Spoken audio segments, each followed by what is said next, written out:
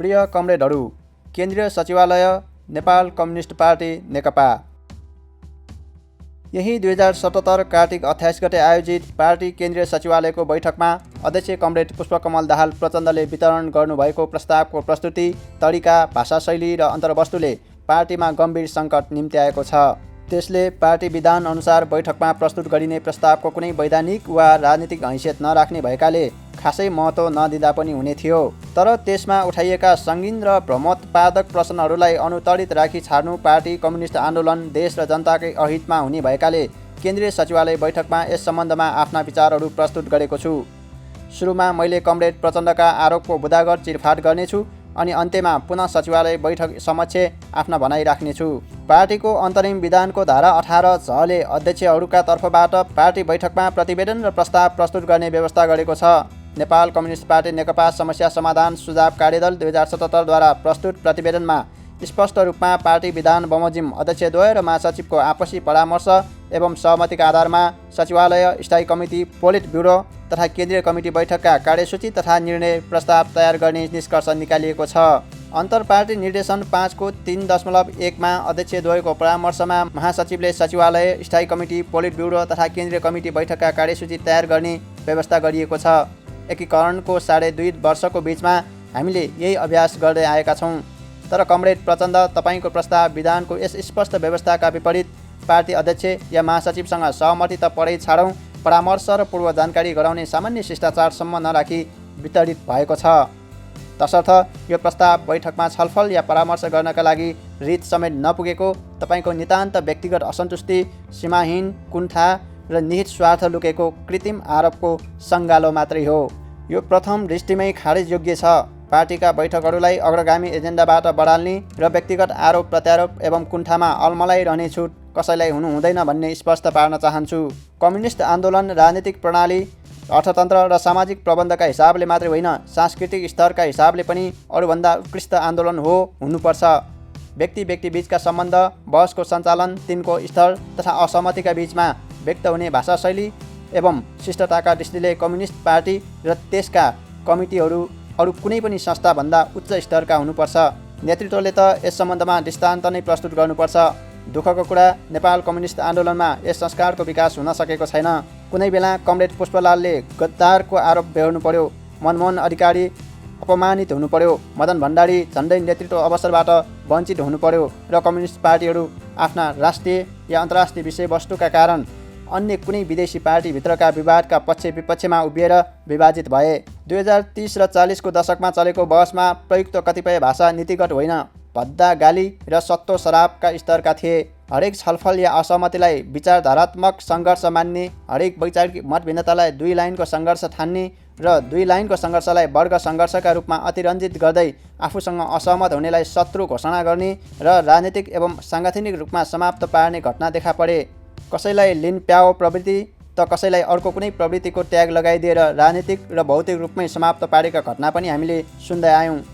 लागेको थियो नेपाली कम्युनिस्ट आन्दोलन यस्ता प्रवृत्तिबाट मुक्त भएको छ र संस्कार, संस्कृति र सभ्यताको हिसाबले उन्नत ठाउँमा आइपुगेको छ। तर कमरेड प्रचण्डको कथित प्रस्तावमा प्रयुक्त भाषाहरू हेरेपछि निष्कर्षमा पुगेँ म भ्रममा रहेछु। यी शब्दहरू बैठकमा छलफल हुँदा हुने तातो पिरोका क्रममा उठेका होइनन्। सार्वजनिक ठाउँमा भाषण, मन्तव्य दिँदा अलिकति हौसिएर लगाइएका आरोप पनि होइनन्। यी लिखित रूपमा र प्रस्तावका रूपमा प्रस्तुत गरिएका छन्। शब्दलाई भ्रम पनि भनिन्छ। तपाईँले आफ्नो सहयोद्धाका बारेमा प्रयोग गरेका शब्दहरू सोची विचारी नै गर्नुभएको होला। इतिहासको इजलासमा दर्ज भइसकेका यी शब्दका बारेमा सार्वजनिक जवाफदेहीताका लागि तपाईँ तयार नै हुनुहुन्छ होला भन्ने मैले ठानेको छु। म भने बिना कुनै आवेग र उत्तेजना, बिना कुनै आग्रह र आक्रोश आफ्ना विषयहरू राख्नेछु। यस प्रस्तावमा प्रस्तुत भाषा शैली र आरोप हेरिसकेपछि सामान्य व्यक्तिले पनि अनुमान गर्नेछन्। बितेको समयमा मैले आफ्नै सहयोद्धा अध्यक्षबाट कस्तो खालको सहयोग र साथ पाएको रहेछु, जुन व्यक्तिको मनमा यति धेरै आक्रोश, आग्रह, घृणा र कुण्ठा अटेस मटेस भएर बसेको छ। त्यस्ता व्यक्तिबाट मलाई सरकार र पार्टी सञ्चालनका क्षेत्रमा कस्तो सहयोग भयो होला। कमरेड प्रचण्ड, सुरुमै तपाईँलाई मेरो प्रश्न छ, पार्टीभित्र चलिरहेको यस बहसको चरित्र के हो? यो स्वस्थ नीतिगत बहस हो कि वार कि पारको लडाइँ?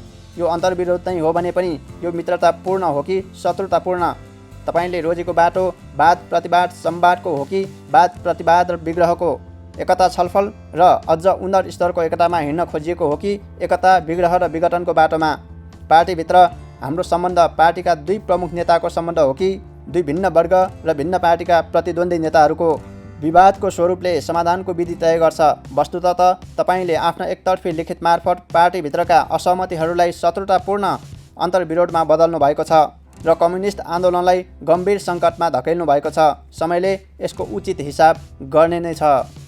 तपाईँको यो प्रस्ताव वस्तुतः कुनै राजनीतिक प्रस्ताव होइन, आफ्नै सहयोद्धा अध्यक्षमाथि लगाइएको अभियोग पत्र हो। यसलाई अगाडि सारेर तपाईँले वस्तुतः पार्टी विभाजनको अनौपचारिक घोषणा गर्नुभएको छ। पार्टी एकीकरण अगाडिका, त्यस क्रममा भएका र त्यस यताका समग्र समझदारी र सोच विपरीत आम निर्वाचनका क्रममा जनतामाझ गरिएका सङ्कल्पका विपरीत पार्टीको अन्तरिम राजनीतिक प्रतिवेदन, अन्तरिम विधान, एकीकरणको घोषणाको भावना तथा प्रावधान विपरीत एवं आम पार्टी पङ्क्ति समर्थक, शुभचिन्तक र राजनीतिक स्थायित्वका पक्षधर आम जनताको चाहना विपरीतको यस प्रस्तावले देशैभरि चिन्ता फैलाइदिएको छ। राजनीतिक अस्थिरताका पक्षधरहरू हौसिएका छन्। तपाईँको झुठो आरोप पत्र हात हातमा बोकेर विपक्षीहरू हिँड्न थालेको देखिसक्नुभयो होला। उनीहरू दङ्ग होलान्। नेकपालाई खुइल्याउन हामीले त केही गर्नै नपर्ने भयो। जनता भने पीडामा छन्। यो यति गम्भीर विषय हो जसलाई यस्तै हो भनेर छाड्न मिल्दैन। तपाईँले पार्टीका नीति या विधान सम्बन्धी प्रश्नमा मात्रै मलाई लाक्षित गर्नुभएको छैन, मुलुकको संविधान र कानुन आकर्षित हुने फौजदारी प्रकृतिका आरोप समेत लगाउनु भएको छ। यति गम्भीर आरोप लागेको मान्छे आत्मालोचना गरेर पनि उम्किन सक्दैनन्। आरोप पुष्टि हुँदा राज्यको कानुन र पार्टीको विधान अनुसार कारबाहीको भागीदार बन्नुपर्छ। तपाईँलाई मेरो चुनौती छ कि आरोप पुष्टि गर्नुहोस् र राज्यको कानुन तथा पार्टी विधान अनुसार मलाई कारबाही गर्नुहोस्, कि त आफ्नै सहयोद्धामाथि निराधार आरोप लगाएर पार्टी एकता भङ्ग गर्ने धृष्टताको जवाफदेही बन्न तयार हुनुहोस्। तपाईँले बारम्बार आफूलाई सहमतिको पक्षधर रहेको, सधैँभरि त्यसको अगुवाई गरेको सो घोषणा गर्दै मलाई सहमति भङ्ग गरेको आरोप लगाउने गर्नुभएको छ। तपाईँले सहमतिको लक्ष्मण रेखा ननाग्नु भएको भए हामीले भनेको कट अफ डेट 2077 भदौ 26 गते अगाडिका कुनै पनि विषयको चर्चासम्म गर्ने थिइन। तर तपाईँले आफ्ना आरोपलाई कमिटीको होइन सार्वजनिक बहसको विषय बनाउनु भएपछि जनताले पनि सबै सत्य तथ्य थाहा पाउनुपर्छ। यहाँनिर स्मरण गराउन चाहन्छु, 2077 कार्तिक 28 गते केन्द्रीय सचिवालयको बैठक सकिन पाउँदा नपाउँदै त्यहाँ वितरित लिखत स्वयं सचिवालय सदस्यहरूले अध्ययन गरेर सक्न नपाउँदै विभिन्न सार्वजनिक सञ्चार माध्यमहरूमा छापछाप्ती भइसकेको थियो र गराइएका थिए। अझ कुनै संस्थागत निर्णय बिनै आफ्ना आरोपहरूलाई पार्टीको लोगो र केन्द्रीय कार्यालयको नाम अनधिकृत रूपमा प्रयोग गरेर प्रकाशन गरिएको विषयमा मैले उपयुक्त समयमा तपाईँसम्म जवाफ माग्ने नै छु। पार्टी एकीकरण पछिका सहमतिका बारेमा सविस्तार केही कुरा राख्नु पूर्व म इतिहासका केही प्रसङ्ग उल्लेख गर्न चाहन्छु। शान्ति प्रक्रिया प्रारम्भ भएपछिकै प्रसङ्गबाट सुरु गरौँ। पहिलो संविधान सभा निर्वाचनमा सबैभन्दा ठुलो पार्टीको रूपमा देखा परेको तत्कालीन नेकपा माओवादीलाई संविधान निर्माणको अगुवाई गर्ने ऐतिहासिक अवसर प्राप्त भएको थियो। निर्वाचनमा धक्का खाएका तत्कालीन नेकपा एमाले र नेपाली काङ्ग्रेस आफ्ना कतिपय आधारभूत मान्यतामा सम्झौता गरेरै भए पनि संविधान बनोस् भन्ने पक्षमा थिए। तर निर्वाचन सफलताको उन्मादमा तपाईँले पहिले गिरिजाप्रसाद कोइरालालाई र पछि माधव कुमार नेपाललाई अन्तिम अवस्थामा धोका दिनुभयो। उम्मेदवारी दाखिला गर्नुभन्दा केही मिनट अगाडि मात्र संसदीय दलको कार्यालयमा तत्कालीन नेकपा एमाले महासचिव झलनाथ खनाललाई बोलाएर माधव कुमार नेपाललाई राष्ट्रपतिमा समर्थन गर्न सकिँदैन भन्ने जनाउ दिएको सायद बिर्सिनु भएको छैन होला। कसको इसारामा र योजनामा भएका थिए यी सबै दाउपेच? तैपनि तत्कालीन नेकपा एमाले जनादेशलाई कदर गर्दै माओवादीले सरकारको नेतृत्व गर्न पाउनुपर्छ भन्ने पक्षमा उभियो। संयुक्त सरकार बन्यो, तर सहमतिका साथ अगाडि बढ्ने यावत प्रयासका बावजुद संविधान निर्माणमा केन्द्रित हुनुपर्नेमा त्यसो नगरी राज्य संयन्त्रमा जथाभावी हस्तक्षेप गर्न खोज्दा उक्त सरकार कसरी ढल्यो? त्यसपछि तपाईँ कुन बाटोबाट अगाडि बढ्न खोज्नुभयो र त्यसका लागि के कस्ता प्रयास गर्नुभयो? इतिहासले बिर्सेको छैन। सहमतिका आधारमा संविधान बनाउन 2069 साल जेठ 2 गते गरिएको सहमति किन भङ्ग भयो? संविधान सभालाई निरन्तरता दिन अन्य दलले गरेको आग्रहलाई तपाईँले कसरी लत्याउनु भयो र मुलुकलाई जनप्रतिनिधि विहीन शून्यतामा पुर्याउनु भयो? इतिहासले यति सजिलै भुल्ने छैन। तैपनि राजनीतिक दलहरूले सुझबुझका साथ संविधान सभाको दोस्रो निर्वाचन गराए। निर्वाचनको परिणाम स्वीकार्न तपाईँलाई कति गाह्रो भएको थियो? कसरी छानबिन समिति बनाएर तपाईँको फेस सेभिङ गर्नु परेको थियो? सबै सम्झना छ नि, होइन र? त्यति बेला संविधान शासकीय स्वरूप र संहिताबारे तपाईँ के भन्नुहुन्थ्यो? के मान्यता राख्नुहुन्थ्यो? समकालीन नेपाली समाजले सबै हेक्का राखेकै छ। त्यसैले यस्ता विषयहरू आफ्ना लाइक माइन्डेडहरूका बीचमा खपतका लागि भन्नु स्वाभाविकै भए पनि इतिहासमा रेकर्ड हुने दस्तावेजमा राख्दा चाहिँ तपाईँले ख्याल गर्नुभएको भए हुन्थ्यो। अर्थात् संविधान निर्माण र यसप्रतिको तपाईँको निष्ठा तपाईँले दाबी गरे जस्तो निष्ठा होइन, परिवर्तित शक्ति सन्तुलनले निर्माण गरेको बाध्यात्मक परिस्थितिको उपज थियो। त्यसै पनि यस संविधानको पूर्ण कार्यान्वयन मार्फत अपेक्षित परिणाम निकाल्नेमा होइन, तपाईँको रुचि आज पनि संशोधनको नाममा निरन्तर प्रयोग एवं परीक्षण र विभिन्न बाहनामा अन्ततः अस्थिरतामै रम्नेछ भन्ने कुरा धेरै तथ्यहरूले पुष्टि गर्छन्। संविधान निर्माणपछि पूर्व सहमति अनुसार मेरो नेतृत्वमा संयुक्त सरकार बन्यो। हाम्रा बीचमा सरकार बनाउने कुरामा मात्रै होइन, निर्वाचनसम्म सँगै जाने, संयुक्त रूपमा निर्वाचन लड्ने र निर्वाचनपछि पार्टी एकता गर्ने सम्मका सहमति भएका थिए। नाकाबन्दी जस्तो प्रतिकूल र इतिहासकै कठिन कालखण्डमा निर्माण भएको राष्ट्रियता, राष्ट्रिय स्वाभिमान र मुलुकको उज्जवल भविष्यका लागि युगान्तकारी काम गर्दै अगाडि बढेको सरकारलाई ढाल्न सरकार गठन भएको 7 महिना नबित्दै तपाईँ स्वयं अग्रसर हुनुभयो। सहमतिका साथ अगाडि बढ्ने यावत प्रयास र प्रस्तावलाई लत्याएर आफैले प्रस्ताव गरेको आफ्नै पार्टी सम्मिलित सरकारका विरुद्ध अविश्वास प्रस्ताव दर्ता गर्न आफ्ना मन्त्री साथीहरूलाई झन्डा हल्लाउँदै जान निर्देशन दिनुभयो। यसो गर्दा तपाईँलाई नैतिकताको प्रश्नले अलिकति पनि छैन है भनेर मैले कहिल्यै सोधिनँ। त्यसपछि एउटा प्रयासको अगुवाई गर्नुभयो, एमालेलाई मुलुकबाट किनारा लगाउने। त्यसबेलाको तपाईँको गठबन्धनका एकजना नेताले बारम्बार उल्लेख गर्ने गरेको एमाले विहीन मुलुकप्रति तपाईँको प्रतिक्रिया के थियो मैले कहिल्यै सोधिनँ। तर त्यो प्रयोग असफल भयो। स्थानीय चुनावमा सारा घेराबन्दीलाई तोड्दै नेकपा एमाले पहिलो शक्तिका रूपमा उदायो। दोस्रो संविधान सभामा कमजोर बनेको जातीय क्षेत्रीय अतिवाद स्थानीय चुनावसम्म आइपुग्दा लगभग निस्तेज भयो। अवस्था यस्तो भयो कि आफ्नै छोरीलाई जिताउन मतपत्र च्यात्ने लजास्पद उपायको सहारा लिनुपर्ने ठाउँमा तपाईँलाई पुर्यायो। तपाईँका अगाडि एउटा गम्भीर प्रश्न उभियो, नेपाली काङ्ग्रेससँगको गठबन्धनमा गाँसिँदै अन्ततः विलयको बाटोमा जाने कि नयाँ राजनैतिक सम्भावनाको खोजी गर्ने। ठिक यही बिन्दुमा हो दुई पार्टीबीच चुनावी गठबन्धन गर्ने निष्कर्षमा हामी पुगेको। मैले कहिल्यै पनि तपाईँलाई सोधेको छैन, कमरेड, आफै सम्मिलित गठबन्धनको मुख्य पार्टीलाई थाहै नदिई एक किसिमले छापामार शैलीमा विपक्षी पार्टीसँग चुनावी तालमेल गर्दा भोलि उठ्न सक्ने नैतिकताका प्रश्नले तपाईँलाई अलिकति पनि छैन? म आज पनि यो प्रश्न सोध्दिनँ, किनभने यो राम्रो कामको लागि तपाईँले लिएको जोखिम हो भनेर मैले अनुमान गरेँ। तर जब आज पनि तपाईँ सिधै प्रधानमन्त्रीका विरुद्ध अविश्वासको प्रस्तावका लागि भनेर हस्ताक्षर गराउँदा साथीहरूले प्रश्न उठाउलान् भनेर विभिन्न विकास आयोजनाका लागि सरकारसँग गर्ने बहानामा सांसदलाई खाली कागजमा सही गराउँदै हुनुहुन्छ, गम्भीर नैतिक प्रश्न त उठ्छ नै। कामरेड प्रचण्ड, किन यस्तो अपारदर्शिता, किन यस्तो छलछाम?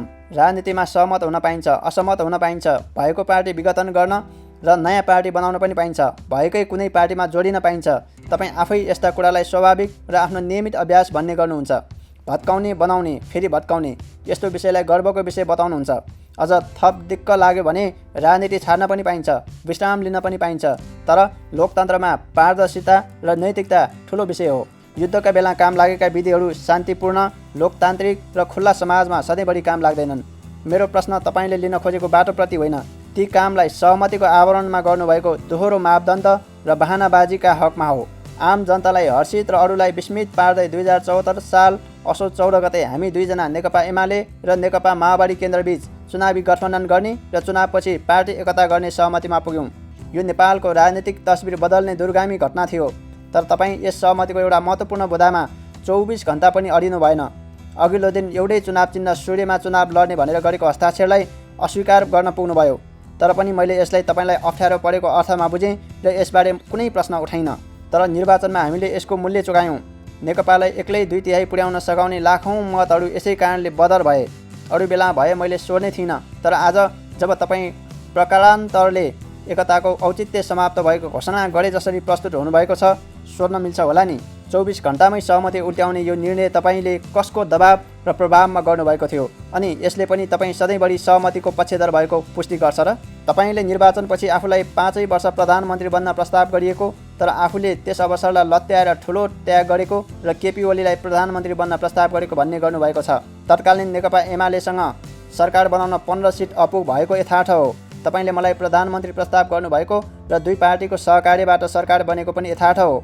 तर तपाईँको यो महान त्यागको दाबी पुष्टि गर्न अघि मामुली लाग्ने तर केही अर्थपूर्ण घटनाक्रमलाई स्मरण गर्नुपर्ने हुन्छ। निर्वाचन आयोगले समानुपातिक तर्फको मतगणना गरेर राष्ट्रिय सभाको निर्वाचन नहुन्जेल प्रतिनिधि सभाको परिणाम घोषणा गर्न मिल्दैन भनेर निर्वाचन सकिएको 2.5 महिनासम्म परिणाम निकाल्न अस्वीकार गर्यो। आयोगमा तपाईँले सिफारिस गरेर पठाइएका साथीहरूको भूमिका यस सम्बन्धमा के थियो दुनियाँलाई थाहा छ। गठबन्धनको पक्षमा स्पष्ट बहुमत हुँदाहुँदै पनि सरकार बन्न कृत्रिम अवरोध सिर्जना गरियो। प्रतिनिधि सभामा 16 सिट जितेको सङ्घीय समाजवादी फोरमले सबैभन्दा ठुलो पार्टीलाई बाहिर राखेर सरकार बनाउनु गलत हुने कुरा गरेपछि मात्रै घटनाक्रमले सहज मोड लिएका हुन्। तर मैले प्रधानमन्त्रीका रूपमा शपथ ग्रहण गर्ने दिन दुवै पार्टीका साथीहरूलाई साथै राखेर सानो टिम बनाउन पाइनँ। जनताले पहिलो गाँसमै ढुङ्गा लागेको अनुभव गरे। 2074 फागुन 7 गते राति 2 अध्यक्ष र आलोपालो प्रधानमन्त्रीको लिखतमा सही नहुन्जेल सरकारले पूर्णता पाउने वातावरण बनेन। एउटै चुनावी घोषणापत्रसहित वाम गठबन्धन बनाएर चुनाव लडेको पार्टीका नेताको हैसियतमा तपाईँले अर्को पार्टीको समर्थनमा प्रधानमन्त्री बन्ने प्रयास गर्नु नैतिकताको कसीमा कहाँनिर उभिन्न पुग्थ्यो। चुनावबाट तेस्रो पार्टीका रूपमा आएको पार्टीका अध्यक्षले मैले प्रधानमन्त्री बन्न प्राप्त अवसर लत्याएँ भन्नु त्याग थियो कि तपाईँभित्र सुसुप्त रूपमा लुकेको सत्ता लिप्सा? जे होस्, हामीले नयाँ समझदारी गऱ्यौँ। म प्रधानमन्त्री बने, यो एकतर्फी त्याग थिएन भन्ने तपाईँले हेक्का राख्नु राम्रो हुन्छ।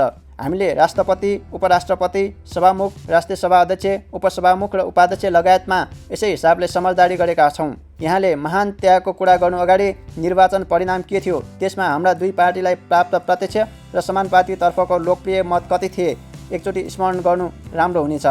समृद्ध नेपाल, सुखी नेपालीको राष्ट्रिय आकाङ्क्षामा तपाईँ सहमत हुनुहुन्छ? यदि हुनुहुन्छ भने यस राष्ट्रिय आकाङ्क्षा पुरा गर्न दृढतापूर्वक लागेको आफ्नै दलको सरकारलाई गठन हुँदाको प्रारम्भदेखि नै असहयोग गर्ने, नियोजित सरकार विरुद्ध षड्यन्त्र गर्ने, राज्यका संयन्त्रमाथि अनधिकृत हस्तक्षेप गर्ने र दबाब दिने चेष्टा किन गर्न खोजिएको छ? इतिहासले जवाफ खोज्नेछ। तर सोचेअनुसार पार्टी एकीकरणको काम सहज ढङ्गले अगाडि बढेन। निर्वाचनमा प्राप्त जनमत र मुलुकको संविधान अनुसार बन्नुपर्ने प्रधानमन्त्री पद र पार्टी विधान अनुसार हुनुपर्ने अध्यक्ष पदलाई छ्यासमिस गरेर मलाई एक ठाउँमा मात्र सीमित गर्ने निकै प्रयास गर्नुभयो। जेठ 3 2075 सम्पन्न एकताको ऐतिहासिक घोषणाले पार्टी पङ्क्तिमा र आम जनतामा समेत ठुलो उत्साहको सिर्जना गर्यो। हामीले एकीकरणका बाँकी काम 3 महिनामा सक्ने अठोटका साथ सबै कमिटी भङ्ग गर्यौँ। 2 वर्षभित्र महाधिवेशन सम्पन्न गर्ने गरी केन्द्रीय कमिटी, स्थायी कमिटी, सचिवालयसहित केही कमिटी मनोनयन गर्यौँ। तर एकीकरणका काम अझै पुरा भएका छैनन्। किन हुन सकेनन् म पछि छलफल गर्नेछु। तर निर्वाचन परिणाम, नयाँ सरकार गठन र एकीकरणले ल्याएको उत्साहमा चिसो पानी खन्याउने गरी तपाईँले आफ्नो भारत भ्रमणको क्रममा आलोपालो प्रधानमन्त्रीको सहमति भएको खुलासा गर्नुभयो। यसबाट राष्ट्रिय स्वाधीनता, हित र स्थायित्वमाथि गम्भीर प्रतिकूल असर पर्दैन?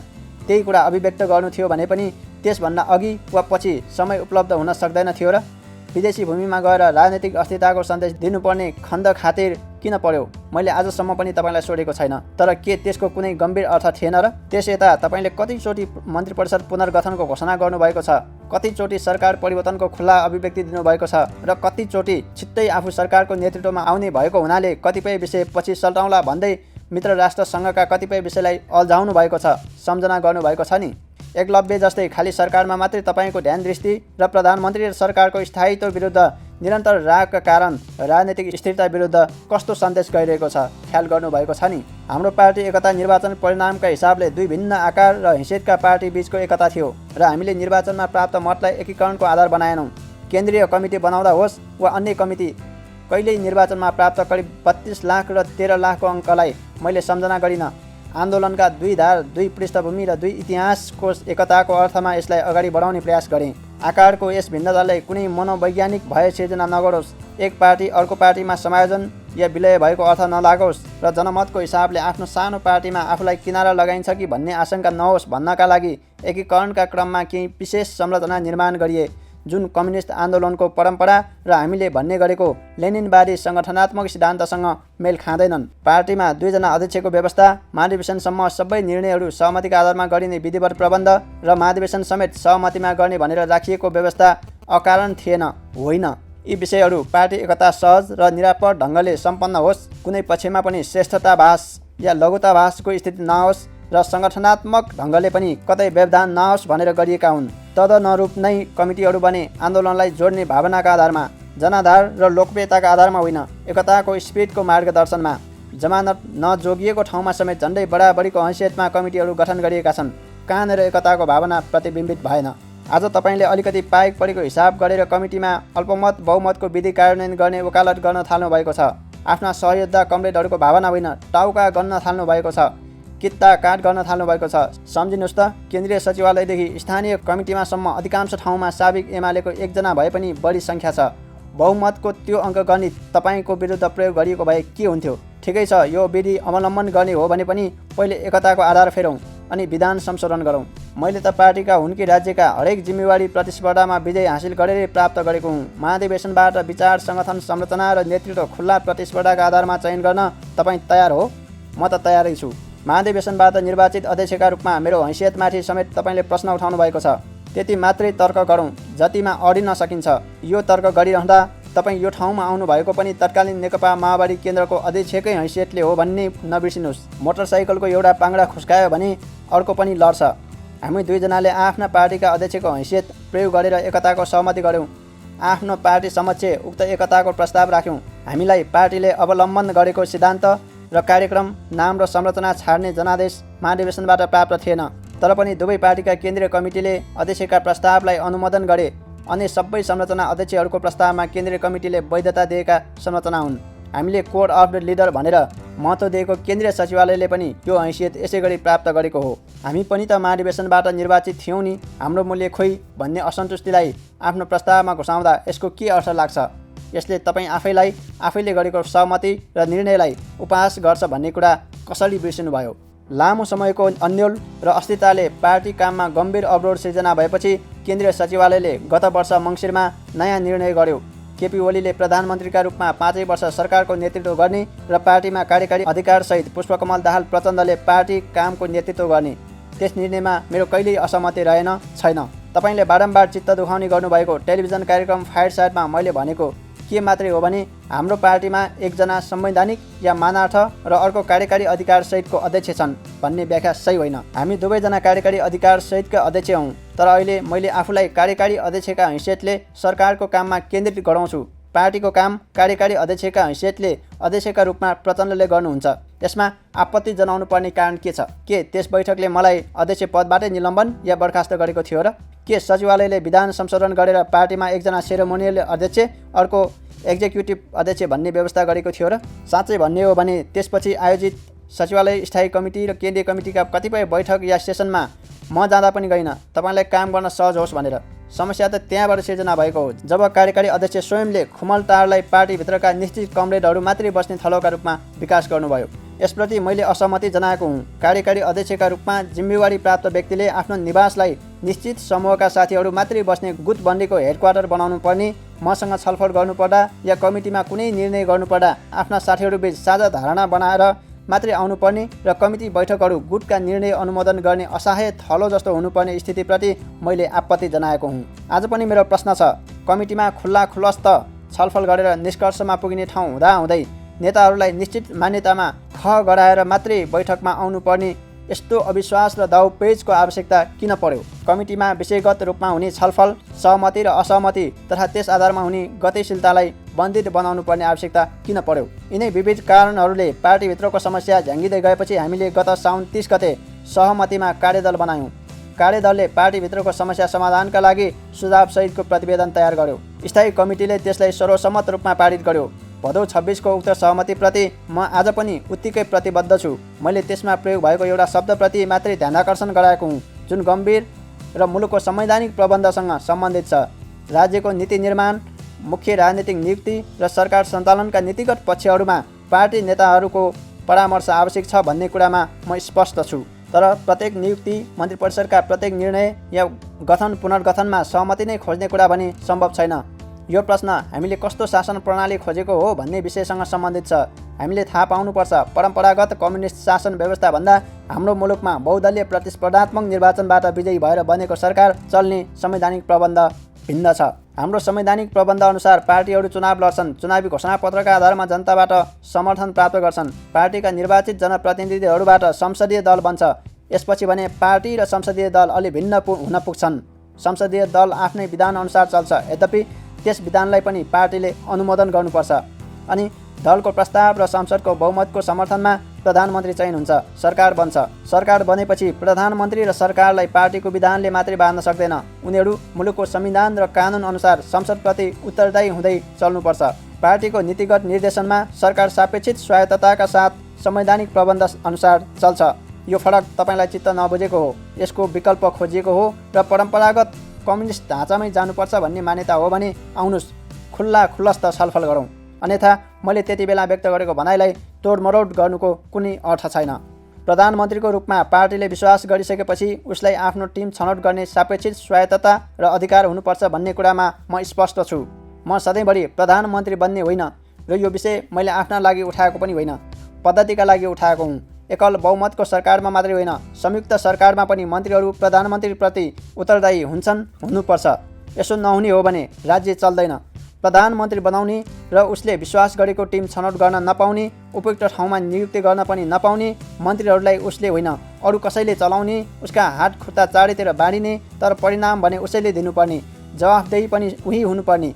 हामी यो कस्तो खालको प्रणाली बसाउन खोजिरहेका छौँ? कस्तो खालको लोकतन्त्रको हामी अवलम्बन गर्न खोजिरहेका छौँ? 2077 भदौ 26 गतेपछि मन्त्री परिषद पुनर्गठनका सन्दर्भमा भएका उतार चढाव, यस क्रममा तपाईँले दिनदिनै फेर्नुभएका रङ्ग र आज राख्नुभएका तर्कका विरुद्ध मलाई कुनै मुद्दा मामिला गर्नु छैन। मैले तपाईँलाई पठाएको 2077 कार्तिक 25 को चिठीमा यसबारे सविस्तार राखिसकेको छु। यथार्थ यही हो। 2/3 बहुमत प्राप्त प्रधानमन्त्री भनिए पनि मैले संयुक्त सरकारको प्रधानमन्त्री भन्दा पनि बढी असहजताका बीच काम गर्नु परिरहेको छ। 2077 भदौ 26 गते सम्पन्न स्थायी कमिटीको बैठकबाट हामी 2 अध्यक्षले गर्ने काम स्पष्ट रूपमा बाँडिएको थियो। मेरो भागमा परेको सरकार सञ्चालन सम्बन्धी सबै कामको जस र अपजसको जिम्मा मै लिन्छु। पार्टीको नीतिगत निर्देशनको आलोकमा तपाईँसँग नियमित सल्लाह गरेर सरकार सञ्चालन गर्दै आएको छु। हाम्रा बीच अझ केही कतै कमी भएका भए खुल्ला छलफल गरौँ, सच्याउँ र अघि बढौँ। मैले सधैँ यही भन्दै आएको छु। तर के कमरेडले आफ्नो भागमा परेको कामको लेखाजोखा कहिल्यै गर्नुभएको छ?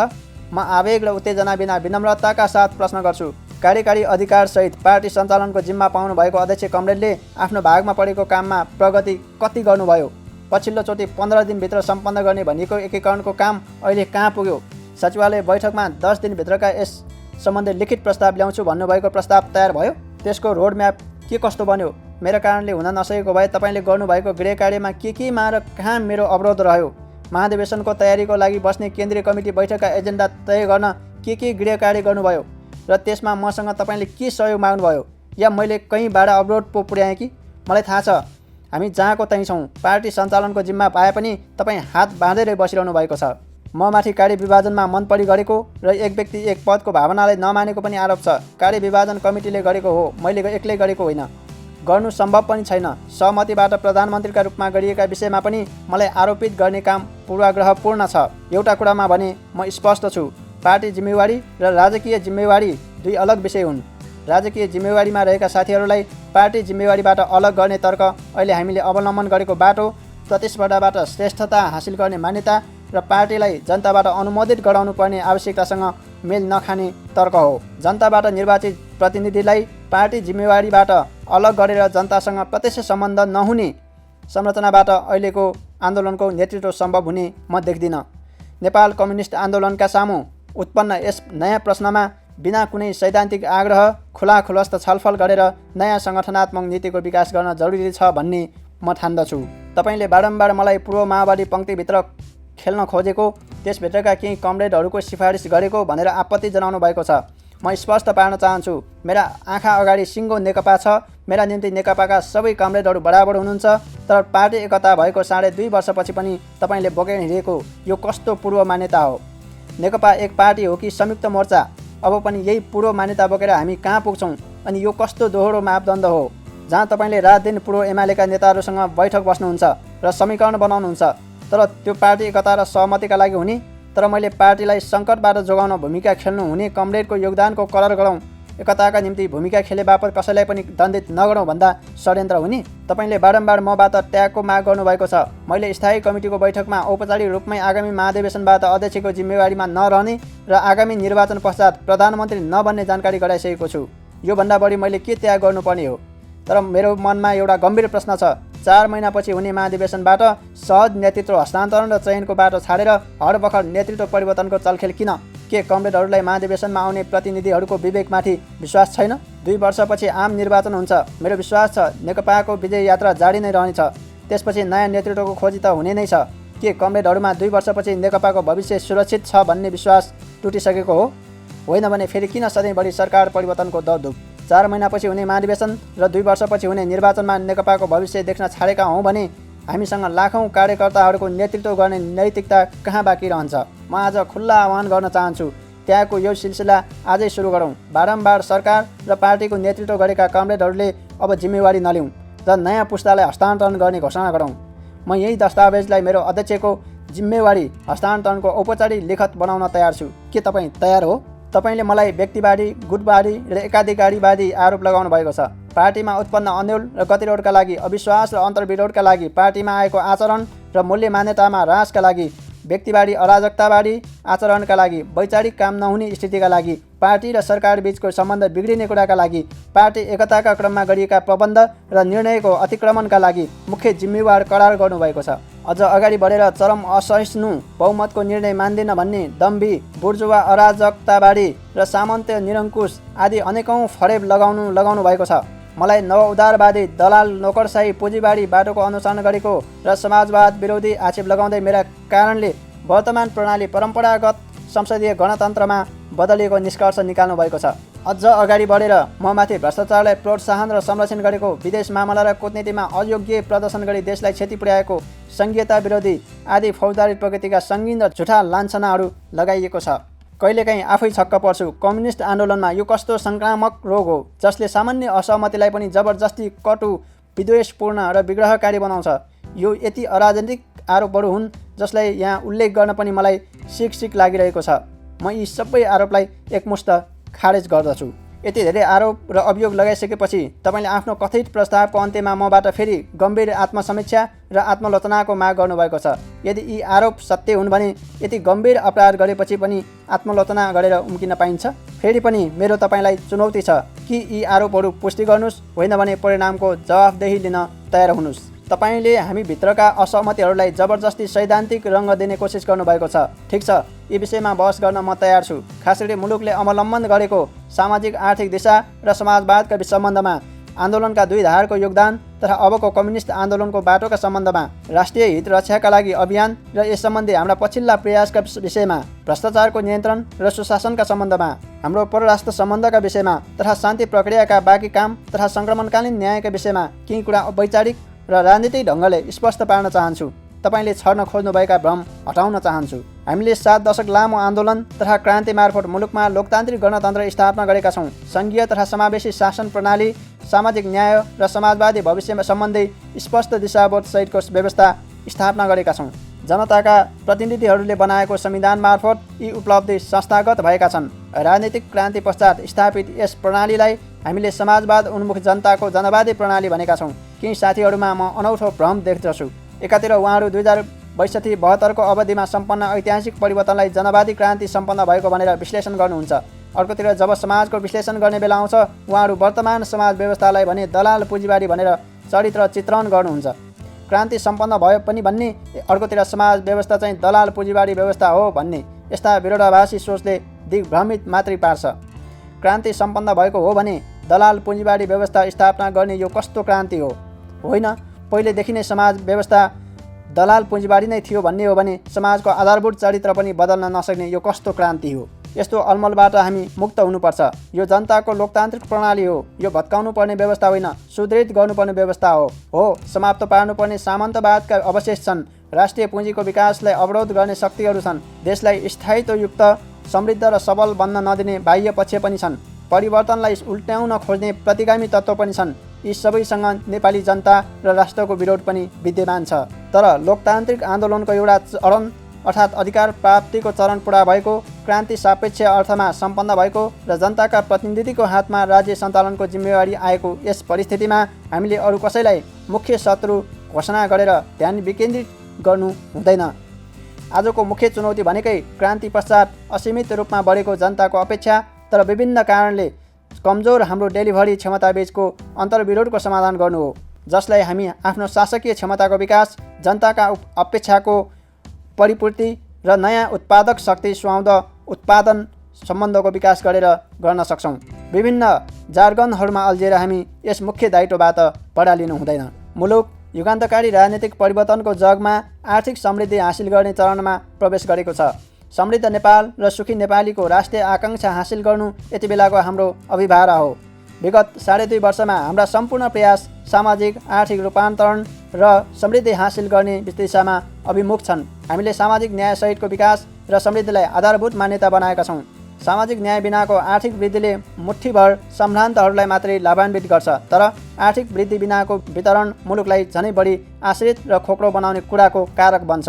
तसर्थ यी दुई बीचको समुचित सन्तुलनमा जोड दिइएको छ। संविधानमा उल्लेखित मौलिक अधिकारको कार्यान्वयनका लागि दर्जनौं कानुन बनाइएका छन्। सामाजिक सुरक्षा कार्यक्रममा लाखौं जनतालाई समेटिएको छ। संयुक्त सरकारका बेला हामीले सुरु गरेको स्वास्थ्य बिमा 60 जिल्लामा पुगेको छ। सबै नागरिकलाई यसभित्र समेटेर निरोगी नेपाल निर्माण गर्ने आधार तयार गरिँदैछ।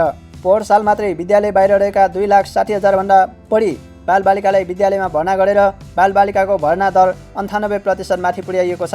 प्रधानमन्त्री रोजगारी कार्यक्रम अन्तर्गत युवाहरूलाई देशभित्रै रोजगारी उपलब्ध गराउन सुरु गरिएको छ। घरबार विहीनहरूलाई आवास उपलब्ध गराउने, फुस र घरका छानालाई जस्तापातालाई विस्थापित गर्ने अभियान अगाडि बढेको छ। चक्रवात, भूकम्प र बाढी पहिरो पीडितहरूमध्ये अधिकांशलाई आवास उपलब्ध गराइएको छ। संविधानले निर्देश गरे अनुसार भूमिहीन र दलितहरूले छिट्टै आवास र जग्गा प्राप्त गर्नेछन्। भूमि बैंक मार्फत किसानले खेती गर्न जमिन पाउनेछन्।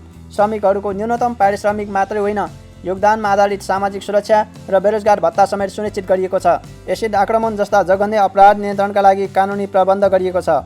बलात्कार जस्ता अपराध नियन्त्रणका लागि कडा प्रबन्ध गरिँदैछ। सहर र बस्ती सडक बालबालिका र सडक मानवमुक्त बनाउने अभियान मूलतः सम्पन्न भएको छ। वर्तमान सरकारमाथि तपाईँको नव-उदारवादी आरोप सुन्दा मैले भन्नै पर्छ, या त तपाईँले नव-उदारवाद के हो बुझ्नु भएको छैन, या त तपाईँ देशभित्र भइरहेका यी कामहरूलाई देख्न चाहनु भएको छैन। कमरेड, सबै कुरा बजारको जिम्मा छाडिदिने, ठुला पुँजीपतिको संरक्षण गर्दै जनताप्रतिको जिम्मेवारी र सामाजिक उत्तरदायित्वबाट राज्य पन्छिने एवं चरम व्यक्तिवादलाई प्रोत्साहन गर्ने नव-उदारवाद र हामीले लिइरहेको यो बाटो कहाँनिर भेट हुन्छ? के यी सबै काम नव-उदारवादी र दलाल पुँजीवादी राज्य सत्ता अन्तर्गत सम्भव छ? के यी विषयहरू हाम्रो राजनीतिक कार्यक्रम र घोषणापत्रको मार्गदर्शनमा गरिएका र तिनको कार्यान्वयनको दिशामा अगाडि बढेको विषय होइनन्? जन्मदेखि मृत्युसम्म राज्य हमेसा नागरिकको साथमा हुनुपर्छ। गर्भ अवस्थादेखि नै बालबालिकालाई पोषण, शिक्षा र बालोचित वातावरणमा हुर्किने वातावरण सुनिश्चित गरिनुपर्छ। यो अवस्थामा सबैलाई न्यायोचित अवसरको ग्यारेन्टी हुनुपर्छ। वृद्ध उमेर र श्रम गर्न नसक्ने अवस्थाका नागरिकलाई सामाजिक सुरक्षा मार्फत राज्यले संरक्षण दिनुपर्छ। सबै नागरिकलाई बराबरी अधिकार, बराबरी सम्मान, समान न्याय र समान सुरक्षा प्रत्याभूत भएको यस्तो व्यवस्थालाई मैले परिपूर्ण लोकतन्त्र, कम्प्रेहेन्सिभ डेमोक्रेसी पनि भन्ने गरेको छु। परम्परागत संसदीय गणतन्त्र भनेर के भन्न खोज्नु भएको हो? म यस्ता धेरै जार्गन बुझ्दिनँ। न हाम्रो प्रणाली परम्परागत संसदीय प्रणाली हो, न परम्परागत कम्युनिस्ट प्रणाली। संविधानको सर्वोच्चता, विधिको शासन, मानवाधिकार, आवधिक निर्वाचन, नियन्त्रण र सन्तुलनको सिद्धान्त अर्थात् शक्ति पृथकीकरण, स्वतन्त्र न्यायपालिका र बहुलवाद लगायतका लोकतान्त्रिक मूल्यहरूप्रति हामी प्रतिबद्ध छौँ। तर राजनीतिक स्वतन्त्रता मात्रै पर्याप्त छैन भन्ने निष्कर्षका साथ हामीले आर्थिक, सामाजिक र सांस्कृतिक अधिकारको पनि प्रत्याभूत गरेका छौँ। यी दुई पक्षको संयोजनमा मात्रै लोकतन्त्रले पूर्णता प्राप्त गर्छ। यस अर्थमा हामी परम्परागत लोकतन्त्रभन्दा उन्नत लोकतन्त्रको दिशामा उन्मुख छौँ। समाजवाद गीत गाउने विषय होइन, निर्माण गर्ने विषय हो। ठुला शब्दाडम्बरले समाजवाद निर्माण हुँदैन। समाजवाद भोको व्यक्तिका सामु पस्किएको पोषणयुक्त खानामा, आवासविहीन नागरिकले पाएको ओतमा, बालबालिकाका स्कुल पुगेका पाइला र उनीहरूले हासिल गरेको गुणस्तरीय शिक्षामा, बेरोजगारले पाउने रोजगारीमा र बिमारीले पाउने स्वास्थ्य उपचारमा प्रतिबिम्बित हुन्छ। समाजवादतिरको यात्रा यस्तै काम गर्दै पाइला पाइला गरेर अगाडि बढ्छ। हामी संविधानले देखाएको यही बाटोमा हिँडिरहेका छौँ। शान्तिपूर्ण प्रतिस्पर्धाबाट श्रेष्ठता स्थापित गर्दै अगाडि बढ्दैछौँ।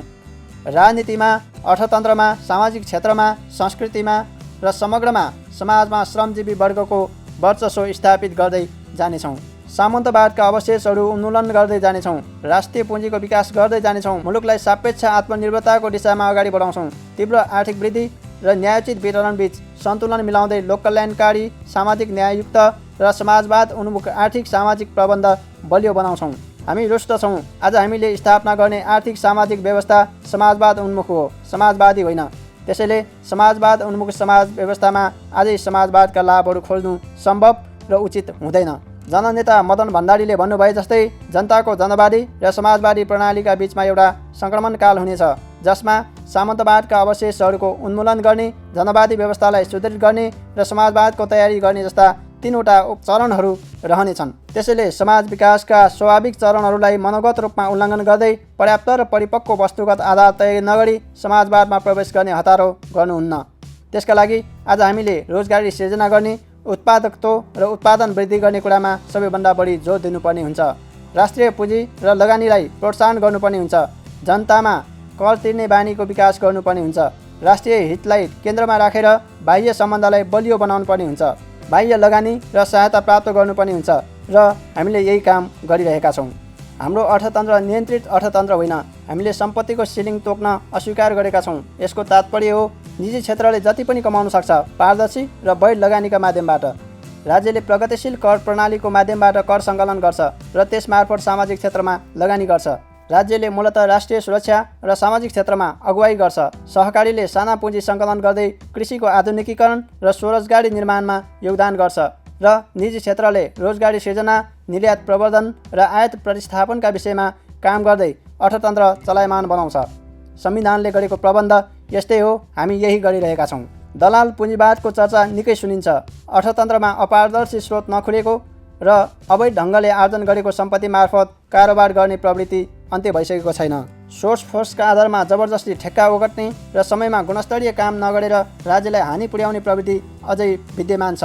कर छल्ने, जनताबाट असुलिएको भ्याट छलछाम गरेर फिर्ता लिने, भन्सारमा न्यून बिजकीकरण मार्फत ठगी गर्ने विकृति समाप्त भएको छैन। कहीँ कहीँ तस्करी र कालोबजारी पनि छन्। यस्तै प्रवृत्तिलाई दलाल पुँजीवाद भनिएको हो भने वाद विवाद गर्नुपर्ने कुनै कारण छैन। तर यसविरुद्ध हाम्रो लडाइँको विधि के हो? संविधान अन्तर्गत जनताको अभिमतबाट बनेको सरकारले यस्ता विकृतिलाई कसरी नियन्त्रण गर्छ? निश्चय पनि कानुनी विधिबाटै। सम्पत्ति शुद्धिकरण विरुद्धका कारबाही मार्फत, राजस्व अनुसन्धान मार्फत, भ्रष्टाचार नियन्त्रण सम्बन्धी कानुन र संरचनागत व्यवस्था गरेर, सार्वजनिक निर्माण र खरिदमा पारदर्शिता र प्रतिस्पर्धा कायम गरेर, स्वस्थ प्रतिस्पर्धा कायम गरेर यिनै उपायबाट नै दलाल पुँजीवादलाई नियन्त्रण गर्ने हो। हाम्रा प्रयास यही दिशामा केन्द्रित छन्। तर बाहिर दलाल पुँजीवादको चरको विरोध गर्ने, तर भित्रभित्र आफूमाथि लगानी गर्ने व्यवसायको संरक्षणका लागि अनेकौँ दबाब दिने, अवैध स्रोतबाट भित्रिन खोज्ने रकमलाई सहजीकरणका लागि लबिङ गर्ने र मन नपरेका लगानीकर्ता या व्यवसायलाई दलाल पुँजीवादी आरोप लगाउँदै हतोत्साहित गर्ने तरिकाले यो लडाइँ जितिँदैन। विकृति विरुद्धका हाम्रा लडाइँहरू कानुन सम्मत भएनन् भने तिनीहरू सफल हुँदैनन्। हामी स्पष्ट हुनुपर्छ, हामीले पुलिस राज होइन, कानुनी राज निर्माण गर्न खोजेका हौँ। शिक्षा र स्वास्थ्यमा निजी क्षेत्रको लगानी कहिलेदेखि सुरु भयो र कुन आर्थिक नीति अन्तर्गत राज्यले यी क्षेत्रका दायित्वबाट हात झिक्दै गयो स्पष्ट नै छ।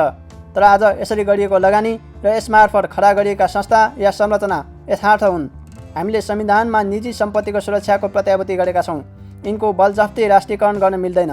आज हामीले गर्नुपर्ने काम भनेको यस्ता निजी लगानीका क्षेत्रको विधि सम्मत नियमन गर्ने र अर्कातिर राज्यले राम्रा स्कुल, राम्रा अस्पताल र राम्रो प्रणाली मार्फत नागरिकलाई गुणस्तरीय शिक्षा र स्वास्थ्य सेवा उपलब्ध गराउने नै हो। सरकार यसै कुरामा केन्द्रित छ। सातै प्रदेशमा सरकारी मेडिकल कलेज स्थापना गर्ने र चिकित्सा शिक्षामा छात्रवृत्तिको प्रतिशत बढाउने काम अगाडि बढेको छ। इतिहासमै पहिलोपल्ट स्वास्थ्य पूर्वाधारका क्षेत्रमा नयाँ टर्निङ पोइन्ट कायम हुने गरी यही 2077 मङ्सिर 15 गते देशका 396 पालिकाहरूमा 5 देखि 15 शय्यासम्मका नयाँ अस्पतालहरूको एकैसाथ शिलान्यास गरिँदैछ। प्रत्येक पालिकामा न्यूनतम 5 शय्याको अस्पताल स्थापना गर्ने झन्डै 1 खर्बको यस अभियानले आधारभूत तहसम्मै स्वास्थ्य सेवा विस्तारमा युगान्तकारी योगदान गर्नेछ। कोभिड-19सँग लड्ने क्रममा सरकारले क्वारेन्टिन, परीक्षण, आइसोलेसन र उपचार लगायतका सबै प्रक्रिया निःशुल्क गर्दै आएको छ। विचार गरौँ, हाम्रो जस्तो सीमित साधन स्रोत भएका कुन मुलुकहरूले यति गढुङ्गो जिम्मेवारी काँधमा बोकेका छन्? यी सबै विषय जनताप्रति उत्तरदायी शासन व्यवस्थाका परिचायक होइनन् र? भ्रष्टाचार समाजमा विद्यमान सङ्क्रामक रोग हो। समाजका भित्री अङ्गसँग फैलिएको भ्रष्टाचार नियन्त्रणका लागि कानुनी, प्रशासनिक, संरचनागत प्रबन्ध र सांस्कृतिक रूपान्तरणकै खाँचो छ।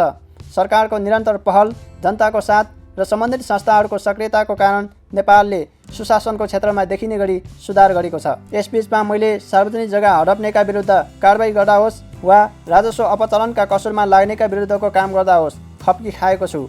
तस्करहरू समातिएपछि खोइ सुन भन्दै चर्को हल्ला भएको देखेको छु। सुन काण्डमा अदालतले छाडिदिएका बाहेक अरू दर्जनौँ आज जेलमै छन्। सुन तस्करीको लाइन तहस नहस पारिएको छ। जङ्गल र मजेरीमा लुकाइएका सुनहरू पक्रिएका छन्। सरकारी सम्पत्ति फिर्ता ल्याउने अभियान अन्तर्गत सिराहाको 21 बिघा, सर्लाहीको 234 बिघा, बर्दियाको 46 बिघा, माथिल्लो त्रिशुली 1 जलविद्युत परियोजनाको पहुँच मार्गका लागि नक्कली मोही खडा गरी कब्जा गरेको 110 रोपनी जग्गा फिर्ता यस सन्दर्भका प्रतिनिधिमूलक कारबाही हुन्। बालुवाटार स्थित बहुचर्चित ललिता निवासको 136 रोपनी जग्गाको जालसाजी विरुद्ध मैले छानबिन समिति बनाएँ। समितिको प्रतिवेदन अनुसार कारबाहीका लागि अख्तियारमा पठाएँ र आज कारबाही प्रक्रिया अगाडि बढेको छ।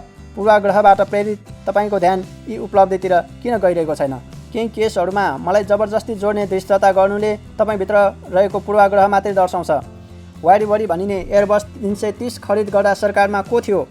38 क्विन्टलभन्दा बढी सुनको तस्करी हुँदा को सत्तामा थियो? ललिता निवास प्रकरण कहिलेबाट र को हुँदै अगाडि बढेको थियो? सबै स्पष्ट छैन र? आफ्नै देशमा सुरक्षित मुद्रण प्रेस स्थापना गरेर डाटाहरूको सुरक्षा र वर्षेनी अर्बौंको स्रोत बाहिरिरहने अवस्था नियन्त्रण गर्न केही नीतिगत काम अगाडि बढेका छन्, तर यस विषयमा कुनै सम्झौता भएको छैन। सम्झौतै नभएको विषयमा मलाई जोड्नु भनेको हद दर्जाको पूर्वाग्रह मात्रै हो। नेपाल ट्रस्ट मातहत रहेका सम्पत्तिहरूको व्यवस्थापनका लागि संसदबाट ऐन बनाइएको छ। विगतमा निकै सस्तो मूल्यमा लिजमा दिएका सम्पत्तिहरूलाई व्यवस्थित मूल्याङ्कन गराएर पारदर्शी ढङ्गले लिजमा दिने प्रक्रिया अगाडि बढाइएको छ। यस सम्बन्धी श्वेतपत्र नै सार्वजनिक गरिएको छ। राज्य कोषमा करोडौँ आम्दानी थपिने यस्ता विषयमा तपाईँको असन्तुष्टि कतै तपाईँ निकट कुनै व्यापारी घरानाको स्वार्थ पुरा नहुँदाको चिन्ता त होइन? स्वास्थ्य सङ्कटका बेला केही स्वास्थ्य सामग्री खरिदमा जोडिएको ओम्नी समूहका बारेमा अख्तियार र अदालतले अनुसन्धान अगाडि बढाइरहेकै छन्। नियमसम्मत ढङ्गले सार्वजनिक खरिद गर्नुपर्ने अधिकारीले गरेको खरिदमा अनियमितता भएको रहेछ भने दोषीले उन्मुक्ति पाउने छैनन्। तर यसलाई राजनीतिकरण गरेर तपाईँले आफूभित्रको तुस मात्रै पोख्नु भएको छ। बजेटमा राजस्वका दर रेट पहिल्यै चुहाइएको भन्ने आरोप फजुल हो। मैले त विगतमा भएका विभिन्न अपचलनहरूको उत्खनन गर्ने, दोषीहरूलाई कानुनी कारबाहीको दायरामा ल्याउने र विगतमा फोहोर गरिएको स्थितिलाई सुधार्ने काम गरेको हुँ। सम्झौता गर्नेहरूलाई चोख्याउने र त्यसको उत्खनन गरेर कारबाहीको दायरामा ल्याउनेलाई चाहिँ दोषी बनाउने। विगतदेखिका अनेकौं काण्डहरूमा वर्तमान सरकारलाई जबरजस्ती मुछेर गरिने भ्रमपूर्ण प्रचारका पछाडि कसको हात छ भन्ने कुरा क्रमशः खुल्दैछ। हो, भ्रष्टाचारका थुप्रै विषय जनस्तरमा चर्चामा छन्। कतिपय विषय सम्बन्धित संवैधानिक अङ्गको टेबलमा पनि छन्। मान्छेहरूले कतिपयमा तपाईँलाई पनि जोड्ने गरेको देखेको छु। म त अख्तियार प्राप्त संस्थाले विधिसम्मत ढङ्गले गर्ने काममा राजनीतिक व्यक्तिहरू बोल्नु उचित हुँदैन भन्ने ठान्छु। यस्ता विषयमा प्रतिशोधको राजनीति गर्नुहुन्न। राज्यका सम्बन्धित अङ्गहरूलाई सुदृढ बनाएर कानुन बमोजिम टुङ्गोमा पुर्याउनुपर्छ भन्ने मान्यता राख्छु। नियमित र वैध आम्दानीको स्रोत नभए पनि कतिपय नेताहरूको जीवनशैली एकदमै विलासी भएको, कतिपय नेताहरूको वर्ग उत्थान भएको, बसाइ उठाइ अपारदर्शी भएको कार्यकर्ता र जनताको टिप्पणी छ। म त यस विषयमा केही नबोलाउँला, व्यक्तिगत विषय पनि नबनाउँला, तर दुनियाँको मुख थुन्न सकिन्छ र? यस विषयमा छलफल गर्न, अनुसन्धान गर्न र सुधारको विशेष अभियान चलाउन म तयार छु। तपाईँ यसमा तयार हुनुहुन्छ? नेपालको विदेश नीति स्पष्ट छ। संविधानको मार्गदर्शन, राष्ट्रिय हित, संयुक्त राष्ट्रसङ्घको बडापत्र, असंलग्नता, पञ्चशीलताका सिद्धान्त हाम्रा विदेश नीतिका मुख्य मार्गदर्शक हुन्। सार्वभौम समानता, पारस्परिक लाभ र सम्मान हाम्रो बाह्य सम्बन्धका आधार हुन्। सबैसँग मित्रता, कसैसँग छैन शत्रुता भन्ने हाम्रो मान्यता हो। कुनै विचारधारा, धर्म या संस्कृतिको सामिप्य वा दूरीका आधारमा होइन, राष्ट्रिय हितलाई केन्द्रबिन्दुमा राखेर बाह्य सम्बन्ध सुदृढ गर्ने हाम्रो नीति हो। समाजवाद, लोकतन्त्र र मानव अधिकारप्रति हाम्रो निष्ठा अटल छ। तर हामी कुनै पनि रूपको सैनिक गठबन्धन, ध्रुवीकरण र आग्रहको विपक्षमा छौँ। बिना कुनै बाह्य हस्तक्षेप आफ्ना मामलामा निर्णय गर्ने हरेक राष्ट्रको स्वतन्त्र सार्वभौम अधिकारको सम्मान गरिनुपर्छ भन्ने अडानमा छौँ। भिन्न भिन्न विचार, संस्कृति र प्रणालीबीच सहअस्तित्व र बहुलतामा विश्व अगाडि बढ्नुपर्छ भन्ने मान्यता राख्छौँ। यस अवधिमा नाकाबन्दीको तहमा झरेको भारतसँगको सम्बन्ध नयाँ आर्थिक साझेदारीको स्तरमा उठेको छ। भारतसँगको सहकार्य र समझदारीले नयाँ उचाइ लिएको छ। उच्च स्तरमा द्विपक्षीय भ्रमणको आदान प्रदानको सङ्गनता उल्लेखनीय छ। चीनसँग हिमालय वारपार बहुआयामिक सम्पर्क सञ्जाल मार्फत नयाँ विकास साझेदारी निर्माण भएको छ। नेपालले चीनका 4वटा समुद्री र 3वटा सुक्खा बन्दरगाह उपयोग गर्न पाउने गरी पारवहन प्रोटोकलमा हस्ताक्षर भएको छ। 23 वर्षको अन्तरालमा चिनिया राष्ट्रपतिको नेपाल भ्रमण भएको छ। 1 महिनाको अन्तरालमा संयुक्त राष्ट्रसङ्घमा भएका 2वटा महत्त्वपूर्ण निर्वाचन, मानवाधिकार परिषद र महिला विरुद्ध भेदभाव उन्मूलन सम्बन्धी समितिमा नेपालले पुनः सफलता हासिल गरेको छ। विश्व आर्थिक मञ्च जस्ता स्थानमा नेपाल आमन्त्रित हुन र सुनिन थालेको छ। जलवायु परिवर्तन, समावेशीकरण र दिगो शान्ति स्थापना जस्ता विषयमा नेपाली अनुभव र नेपालले अगाडि सारेका मुद्दाप्रति विश्व समुदायको ध्यानाकर्षण हुन थालेको छ।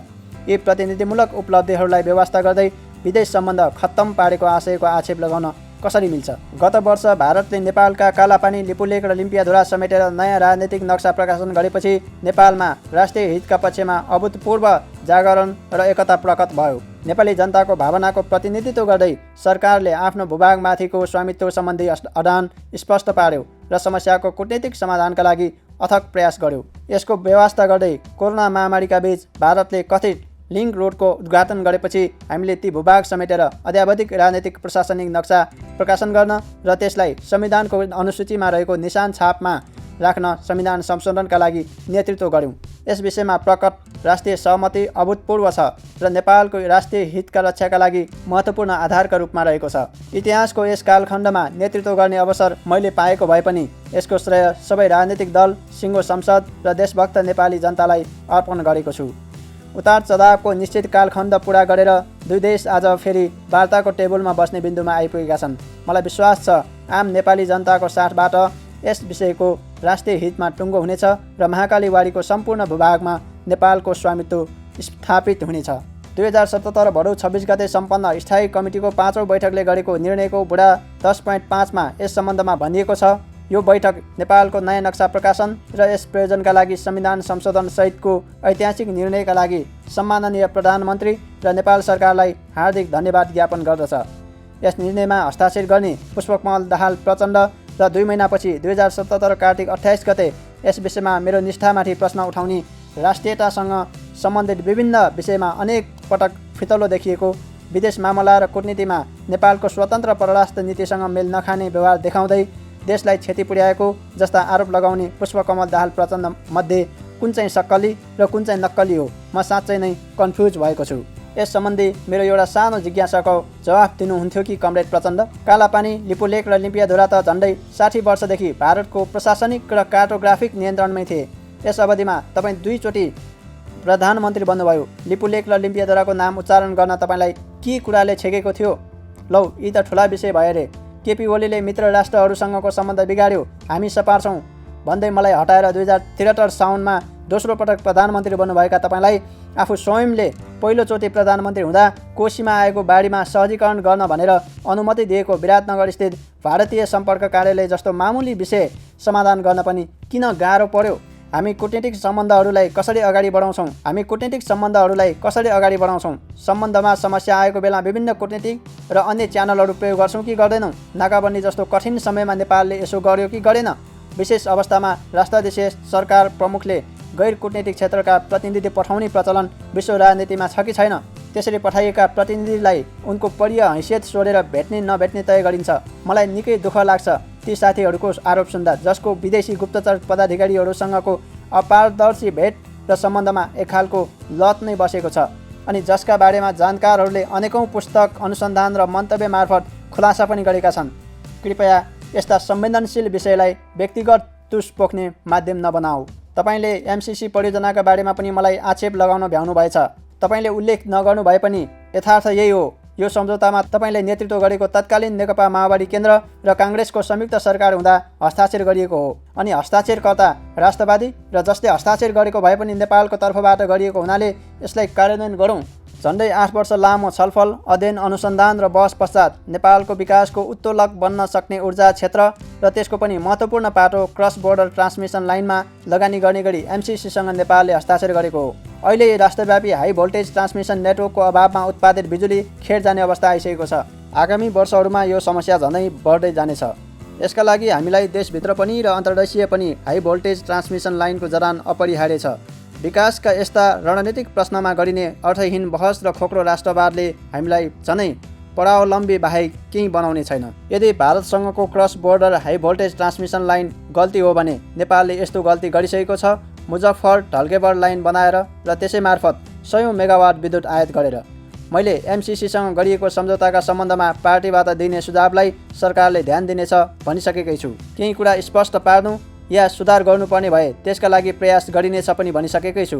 कि त खुलस्त रूपमा यस सम्झौतालाई खारेज गर्नुपर्छ भन्नुहोस्, होइन भने कहिले सार्वजनिक मञ्चमा जस्तै कान्तिपुर कन्क्लेभमा गएर यसलाई पारित गरिन्छ भन्ने, कहिले सभामुखलाई अन्यलमा राखेर, कहिले आफू निकट साथीहरूलाई अतिरञ्जित र भ्रामक प्रचार गर्न लगाएर मित्र राष्ट्रहरूसँग सम्बन्धमा जटिलता आउने गरी दोहोरो भूमिका खेल्न छाड्नुहोस्।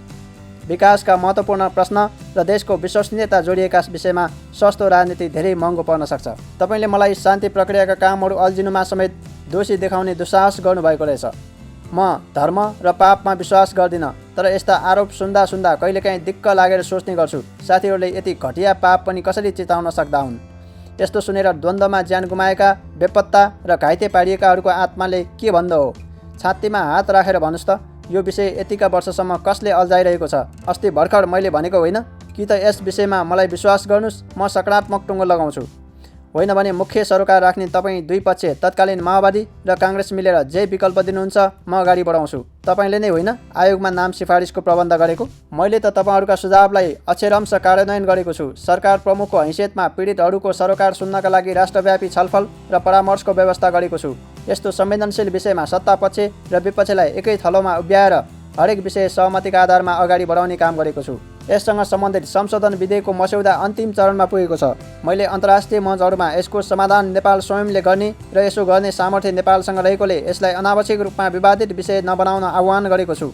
सङ्क्रमणकालीन न्याय टुङ्ग्याउने बारेमा हाम्रा 5वटा नीतिगत आधारका बारेमा स्पष्ट पारेको छु। बेला बेलामा यस विषयलाई लिएर हुने अनुचित बाह्य टिप्पणीको विधिवत प्रतिवाद गरेको छु। यसमा मलाई यति भन्नु छ, यो ज्यादै संवेदनशील विषय हो। नेपालको प्रतिबद्धता र विश्वसनीयता जोडिएको, पीडितहरूको संवेदना जोडिएको र विश्व समुदायको पनि चासो र सरोकार रहेको। तपाईँले भनेको 5000 मान्छेको हत्याको जिम्मा म लिन्छु को अर्थ के हो? तपाईँका यस्ता अभिव्यक्तिले समस्यामा झन् गाँठो पर्न सक्छ भन्ने ख्याल गर्नुहोस्। खेलवाड गर्ने गल्ती नगर्नुहोस्। कोरोना महामारी अगाडिसम्म नेपाल उच्च आर्थिक वृद्धि दर हासिल गरिरहेका विश्वका 10 प्रमुख मुलुकहरूको पङ्क्तिमा थियो। 3 वर्ष यता आर्थिक वृद्धि लगातार 6.5% भन्दा माथि थियो। यस अवधिमा प्रति वर्ष गरिबी 1.5 बिन्दुले घटेको थियो। सरकार सञ्चालनको यस अवधिमा 14 भन्दा बढी विश्वव्यापी सूचकाङ्कमा नेपालले उल्लेख्य सुधार गरेको छ। मानव विकास सूचकाङ्क, विकास गर्ने सहज वातावरण, भोकमरीको अवस्था, शान्ति सूचक, विधिको शासन, भ्रष्टाचार नियन्त्रण र पारदर्शिता, खुसीमापन सूचक, लैङ्गिक समानता, महिला, व्यवसाय र कानुनका क्षेत्रमा सुधार गर्ने प्रमुख 10 देशमध्ये एक, दक्षिण एसियामा पहिलो खुल्ला दिशामुक्त मुलुक आदि जस्ता सूचक उत्साहवर्धक छन्। आयातमा कमी र निर्यातमा वृद्धिसँगै व्यापार घाटा 10% घट्नु, वैदेशिक लगानी र सहायतामा उल्लेख्य वृद्धि हुनु, बाह्य सहायताको अधिकांश हिस्सा राष्ट्रिय बजेट प्रणालीमा समाविष्ट हुनु, विदेशी मुद्रा सञ्चितमा उल्लेख्य वृद्धि हुनु हामीले हासिल गरेका उपलब्धिका केही दृष्टान्त हुन्। नेपालको रणनीतिक विकासका महत्त्वपूर्ण पूर्वाधार जस्तै केरुङ काठमाडौँ र Raxaul Kathmandu cross border railway, पूर्व पश्चिम विद्युतीय रेलमार्ग, जलमार्ग, 2वटा नयाँ विमानस्थल, नागढुङ्गा सुरुङमार्ग, काठमाडौँ तराई द्रुत मार्ग आदिको काम अगाडि बढ्दैछ। टोखा छहरे र सिद्धबाबामा सुरुङ मार्गको निर्माण सुरु हुँदैछ भने पूर्व पश्चिम राजमार्गको विस्तारसँगै पुष्पलाल लोकमार्ग, मदन भण्डारी राजमार्ग र उत्तर दक्षिण करिडोरहरूको निर्माण र स्तरोन्नति तीव्रताका साथ अगाडि बढेको छ। प्रदेश 2 का लागि रूपान्तरकारी परियोजना सुनकोशी मरिन डाइभर्सन सुरु हुने चरणमा छ।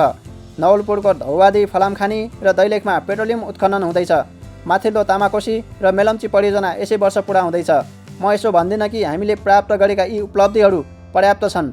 गर्नुपर्ने र गर्न सकिने कामहरू अझ धेरै होलान् छन्, तर यी उपलब्धि महत्त्वपूर्ण छैनन् र? गत वर्ष माघमा सम्पन्न पार्टी केन्द्रीय कमिटीको दोस्रो बैठकले पारित गरेको राजनीतिक प्रतिवेदनमा सरकारले अनेकौं जटिलता, चुनौती र प्रतिकूलताका बावजुद संविधान कार्यान्वयन, विकास निर्माण, सामाजिक न्याय, सामाजिक सुधार, आर्थिक वृद्धि र वैदेशिक सम्बन्ध विस्तार आदि जस्ता मूलभूत क्षेत्रमा उल्लेख्य सफलता हासिल गरेको छ भनेर समीक्षा गरिएको छ। सरकारलाई कमजोरी सच्याउन विभिन्न 6वटा सुझाव दिँदै प्रतिवेदनले निष्कर्षका रूपमा नयाँ संविधान, नयाँ संरचना र नयाँ अभ्यासका तमाम जटिलताहरूलाई पार गर्दै तथा पार्टी एकताको सङ्क्रमणकालीन अवस्थाका समस्याहरू झेल्दै सरकारले गरेका काम र उपलब्धिहरूको पक्ष नै मुख्य पक्ष रहेको तथ्यलाई सिङ्गो पार्टी पङ्क्ति र आम जनतामा स्थापित गर्नुपर्दछ भनिएको छ। मैले बिर्सेको छैन भने यो प्रतिवेदन अध्यक्ष द्वयका तर्फबाट कमरेड प्रचण्डले बैठक समक्ष प्रस्तुत गर्नुभएको थियो। आफैले बैठक समक्ष प्रस्तुत गरेको र कमिटीले संस्थागत रूपमा निकालेको यस निष्कर्षलाई बिर्सेर अहिले कसरी तपाईँ सरकारको विपक्षमा उभिन पुग्नुभयो?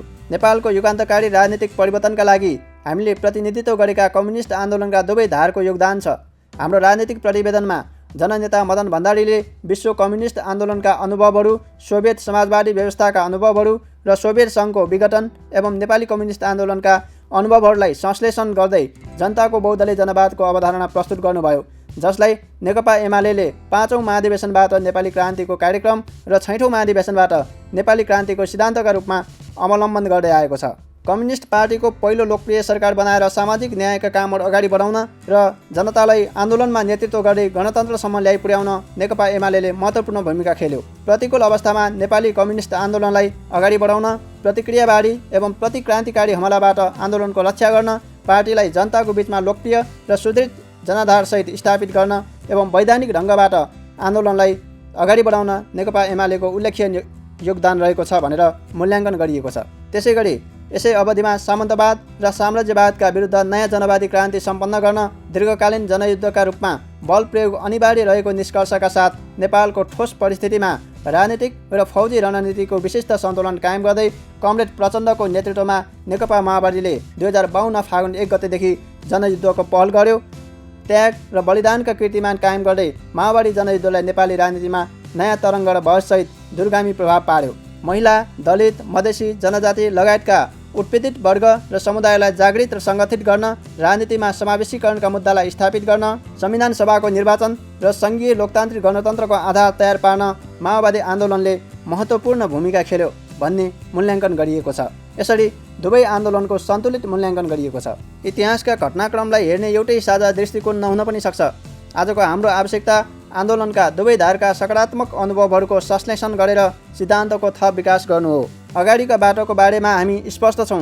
पार्टी विधानको प्रस्तावनाले स्पष्ट उल्लेख गरेको छ, जनक्रान्तिका उपलब्धिहरूको रक्षा गर्दै शान्तिपूर्ण, संवैधानिक र लोकतान्त्रिक बाटोबाट मुलुकको सामाजिक आर्थिक रूपान्तरण गर्नु र राष्ट्रिय पुँजीको विकास गर्दै सामाजिक न्याय एवं लोकतान्त्रिक मूल्यसहितको समाजवादको आधार निर्माण गर्नु यस पार्टीको तात्कालिक लक्ष्य हो। त्यसैगरी पार्टीको तात्कालिक कार्यभार दलाल, नोकरशाही, पुँजीवादी शोषण, उत्पीडन र साम्राज्यवादी हस्तक्षेपलाई परास्त गर्नु, आर्थिक, सामाजिक तथा सांस्कृतिक क्षेत्रमा विद्यमान सामन्तवादका सबै अवशेषहरूलाई समाप्त गर्नु र स्वाधीन राष्ट्रिय अर्थतन्त्रको जगमा समृद्ध नेपाल निर्माण गर्नु हो भनेर स्पष्ट पारिएको छ।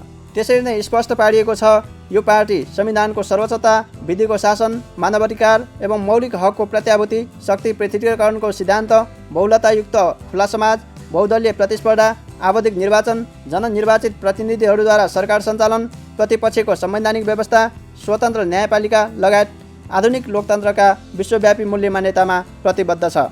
यी विषयमा कसैको विमति छैन।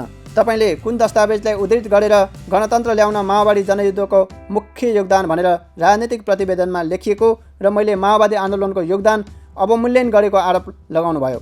तथ्यहरूलाई तोडमरोड गरेर आन्दोलनमा दुवै धारको योगदानको बारेमा गरिएको विश्लेषणलाई अस्वीकार गरेर तपाईँले के सन्देश दिन खोज्नु भएको हो मैले बुझिनँ। यसो गर्नु गलत मात्रै होइन, अस्वीकार्य विषय हो। राजनीतिक नियुक्तिका बारेमा पनि प्रश्न उठाएको रहेछ। एउटा कुरा स्पष्ट पारौँ, मेरा कुनै नाता सम्बन्धीहरूले कुनै नियुक्ति पाएका छैनन्। नाता सम्बन्ध भएकै कारणले मात्रै भोलि पनि पाउने छैनन्। मलाई परिवार र व्यक्तिगत लाभमा अल्झिनु छैन। कसैले पनि यसो गर्नु हुँदैन। राजनीतिक नियुक्तिका सम्बन्धमा मेरो मान्यता हो, जिम्मेवारी पुरा गर्ने, काम गर्ने उत्साह, क्षमता र सक्रियता भएकाहरूलाई जिम्मा दिनुपर्छ। मेरो र तेरोको भागभन्दाको आधारमा होइन। म देशलाई अगाडि बढाउन चाहन्छु, देश समृद्ध बन्छ भन्नेमा विश्वास राख्छु, त्यसमा योगदान गर्नुपर्छ भन्ने ठान्छु। यस भावनासँग सहमत नहुने, सधैँभरि निराशा र कुण्ठा मात्रै बोके हिँड्ने तर कुनै नेता विशेषको नजिक भएकै कारण उसले नियुक्ति पाउनुपर्छ भन्ने कुरा उचित हुन्छ र? मलाई नातावादको निराधार आरोप लगाउनु पूर्व तपाईँले एकचोटि आफैलाई निहालेर हेर्नुभए हुन्थ्यो। तपाईँले गर्नुभएका सिफारिसमा आन्दोलनमा योगदान र त्याग गरेका मान्छे परेका छन् कि अन्य? न्यूनतम मानवीय सम्बन्ध र मर्यादालाई ध्यानमा राखेर तपाईँले मसँग उम्मेदवारी, मन्त्री परिषद या राजनीतिक नियुक्तिमा भन्नुभएका सबै विषय अहिले सार्वजनिक गर्दिन। आज मात्र होइन, भोलि पनि मबाट यस्तो काम हुने छैन। तर तपाईँले एकछिन एकान्तमा बसेर आफैतिर निहालेर हेर्नुहोस् त, हिजो कष्टपूर्ण यात्रामा साथ दिएका साथीहरूमाथि साँच्चै न्याय भइरहेको छ? सरकार र पार्टी नेतृत्व दुवैबाट मलाई हटाउने म्याराथनमा कुडिरहँदा कहिल्यै तपाईँको दिमागमा युद्धमा घाइते भएका, अझै पनि शरीरमा गोली र छरा बोकेर हिँडिरहेका साथीहरूको दुखान्त तस्बिर आउँछ? कहिल्यै यी साथीहरूलाई राहत र पुनर्स्थापनाको विषय एजेन्डा बनाउनु भएको छ? संहिताका बारेमा मेरो निष्ठामाथि प्रश्न उठाउने र मेरा यस सम्बन्धी भनाइलाई विवादित बनाउने चेष्टा भएको रहेछ।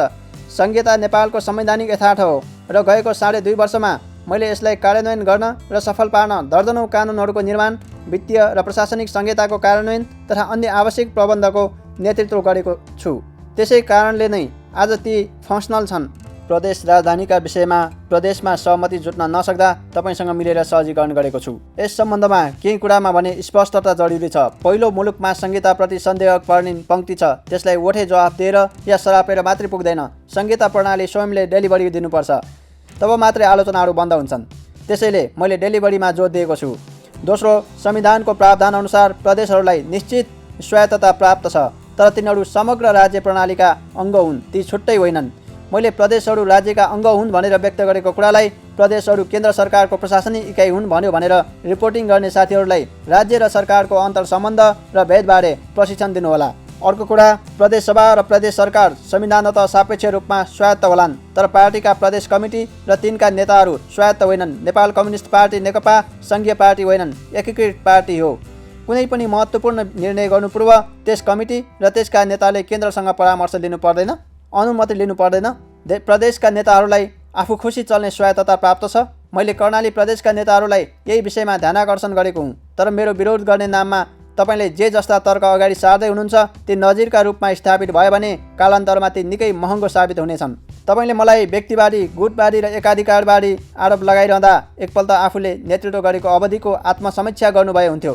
जुन तपाईँको 30 वर्षे नेतृत्वकालमा सहयोद्धा साथीहरू अत्यन्त पीडाका साथ पार्टी छाड्न विवश भएका छन्, जसमध्ये कतिको दुःखद मृत्यु भएको छ, जसको नेतृत्वकालमा पार्टी पटक पटक विभाजित भएर चिराचिरा भएको छ, जहाँ तजबिजका भरमा कुनै बेला कमिटी 2 अङ्कमा झर्छ अनि तुरुन्तै 4000 सदस्यीय बन्छ।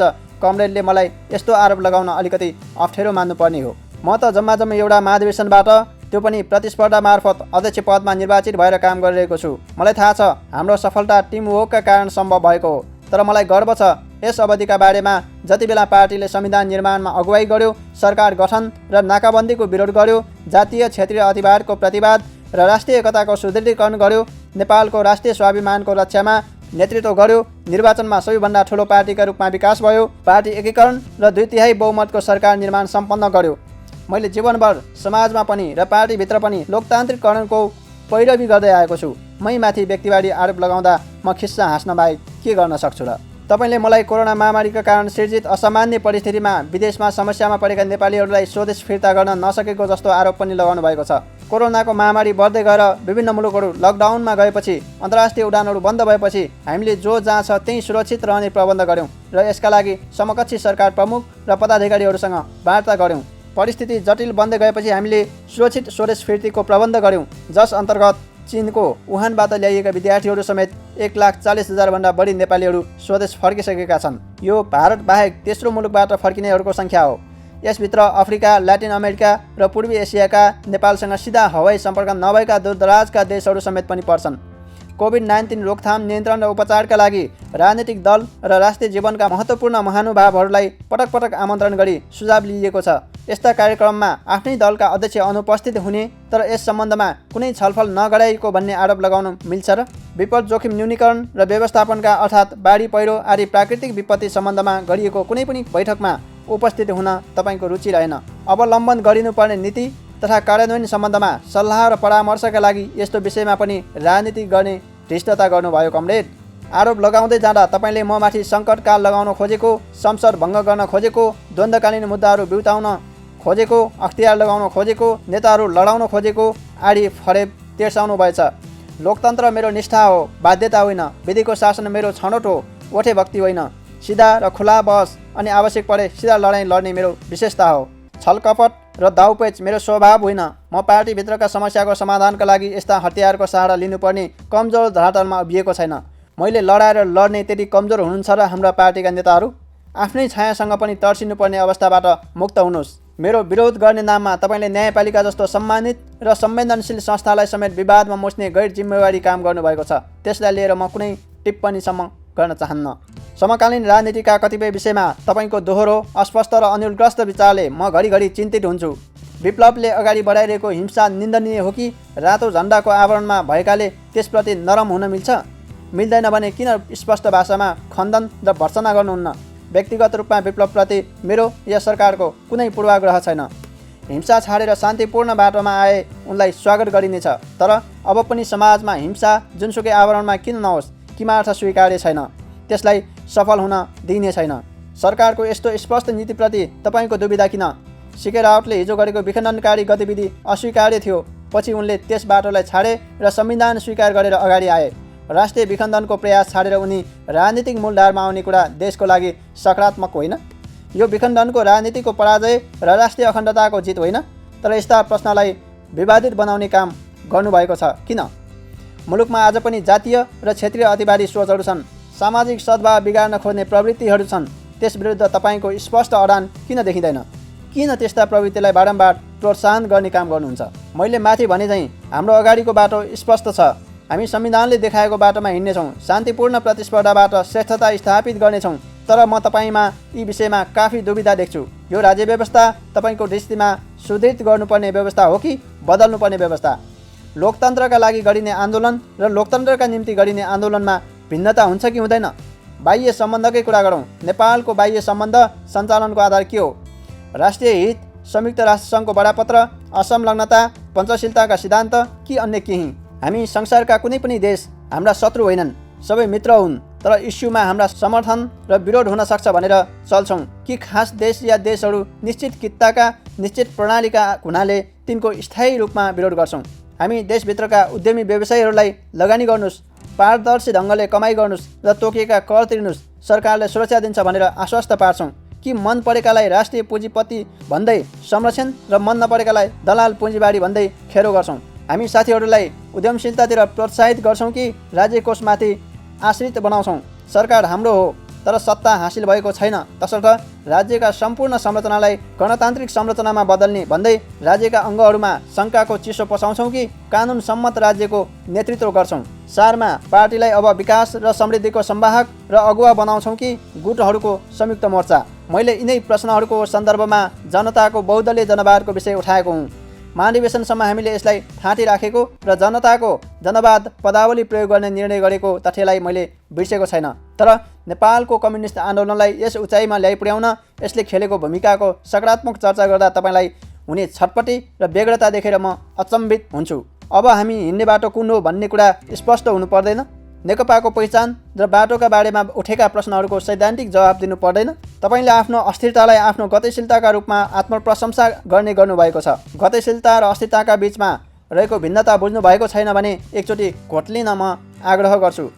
गतिशीलता लक्ष्यमा निर्निमेष हेरेर अविचलित रूपमा अगाडि बढ्ने प्रक्रियाको नाम हो भने अस्थिरता जहाँ ढुङ्गा खस्यो त्यही निशाना भने जस्तो अवसरवादी तरिका हो। म चाहन्छु तपाईँ गतिशीलताका नाममा अस्थिरताको संवाहक नबन्नुहोस्।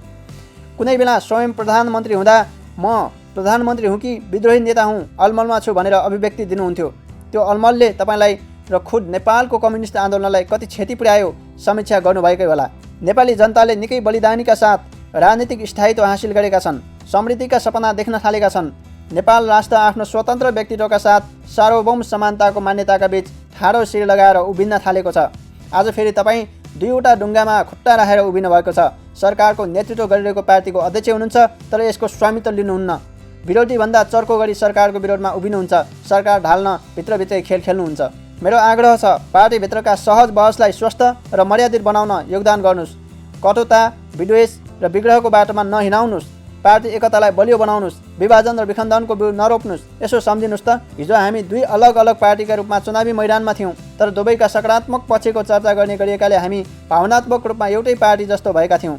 आज हामी एउटै पार्टीका रूपमा छौँ तर खालि नकारात्मक कुरा मात्रै गर्छौँ। परिणाम आज कानुनी हिसाबले पार्टी एक भए पनि भावनात्मक रूपमा विभाजित भएका छौँ। यसलाई अन्त्य गर्ने बेला भएन र? भनिन्छ इतिहास दुईचोटि दोहोरिन्छ, पहिलोचोटि दुखान्तको रूपमा, अर्कोपल्ट प्रहसनको रूपमा। दुखान्तको रूपमा त इतिहास दोहोरि नै सकेको छ। के तपाईँ अर्को प्रहसनको पर्खाइमा हो? सचिवालयका कमरेडहरू माथि मैले मेरा विरुद्ध कमरेड पुष्पकमल दाहाल प्रचण्डले लगाउनुभएका आरोपहरूको खण्डन गरेको छु, तिनलाई अस्वीकार गरेको छु। म कमरेडहरूलाई आग्रह गर्न चाहन्छु पार्टीमा विग्रह निम्त्याउने कथित प्रस्ताव सचिवालय बैठकबाट खारेज गरौँ र पार्टीलाई 2077 भदौ 26 गते स्थायी कमिटीले निर्माण गरेको सहज अवस्थामा फर्काउँ। म आश्वस्त पार्न चाहन्छु म विचारमा, सङ्गठनमा, आचरणमा र आदर्शमा कुनै विचलन आउन दिन्न। पार्टीका सबै कमरेडहरूलाई साथमा लिएर आन्दोलनको रक्षा र विकास गर्दै अगाडि बढ्न प्रतिबद्ध छु।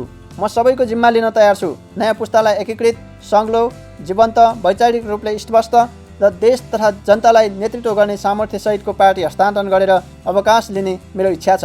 सङ्घीय लोकतान्त्रिक गणतन्त्रलाई कसैले पनि उल्ट्याउन नसक्ने गरी सुदृढ गरेर समृद्धिको बाटोमा अगाडि बढेको मुलुक नयाँ जनप्रतिनिधिहरूलाई हस्तान्तरण गरेर बिदा हुने मेरो इच्छा छ।